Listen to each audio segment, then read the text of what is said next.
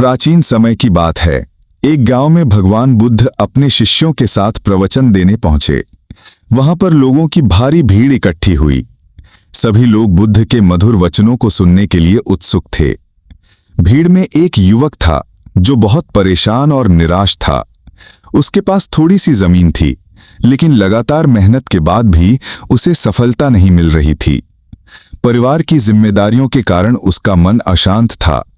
उसने बुद्ध से मिलने का निश्चय किया। वो युवक बुद्ध के पास गया और बोला, भगवान, मैं हर दिन मेहनत करता हूं, लेकिन फिर भी मुझे संतोष नहीं मिलता। मन में निरंतर चिंता और दुख बना रहता है। कृपया मुझे मार्ग दिखाइए। बुद्ध ने उसकी ओर देखा और मुस्कुराए।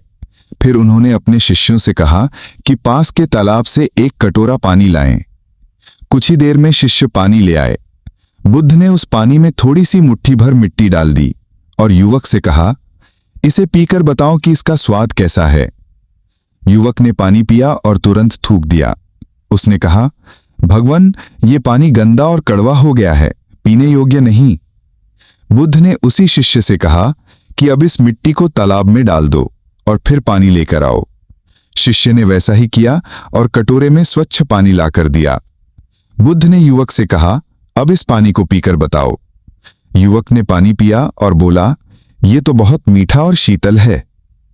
बुद्ध ने शांत स्वर में कहा, बिल्कुल इसी प्रकार मनुष्य का जीवन भी है।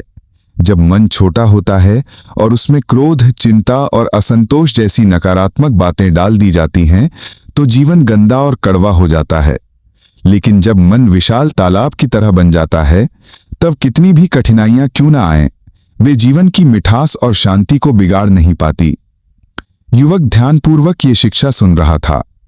बुद्ध ने आगे कहा, सुख और दुख बाहरी परिस्थितियों से नहीं आते, बल्कि मन की स्थिति से आते हैं। यदि तुम हर बात पर शिकायत करते रहोगे तो दुख बढ़ेगा, लेकिन यदि तुम हर परिस्थिति को धैर्य और सकारात्मक दृष्टिकोण से देखोगे तो जीवन मधुर और शांत हो जाएगा। फिर बुद्ध ने एक और उदाहरण दिया। उन्होंने कहा कि जैसे एक दीपक अंधकार को मिटाकर दूसरों को प्रकाश देता है, वैसे ही मनुष्य का जीवन भी दूसरों की सहायता करने और करुणा दिखाने में सार्थक होता है। जब तुम अपने मन को केवल अपनी समस्याओं तक सीमित रखते हो तो वो कटोरे के पानी जैसा छोटा हो जाता है, लेकिन जब तुम दूसरों के दुख समझकर उनकी मदद करते हो, तब तुम्हारा मन तालाब की तरह विशाल हो जाता है। युवक की आंखें चमक उठी। उसने अनुभव किया कि उसका दुख बाहर की समस्याओं से नहीं, बल्कि उसके अपने छोटे दृष्टिकोण से था। उसने वहीं संकल्प लिया कि आगे से वो जीवन को सकारात्मक दृष्टि से देखेगा और दूसरों की सहायता करेगा। कुछ समय बाद वो युवक गांव के लोगों के बीच दयालु और सहायक व्यक्ति के रूप में पहचाना जाने लगा।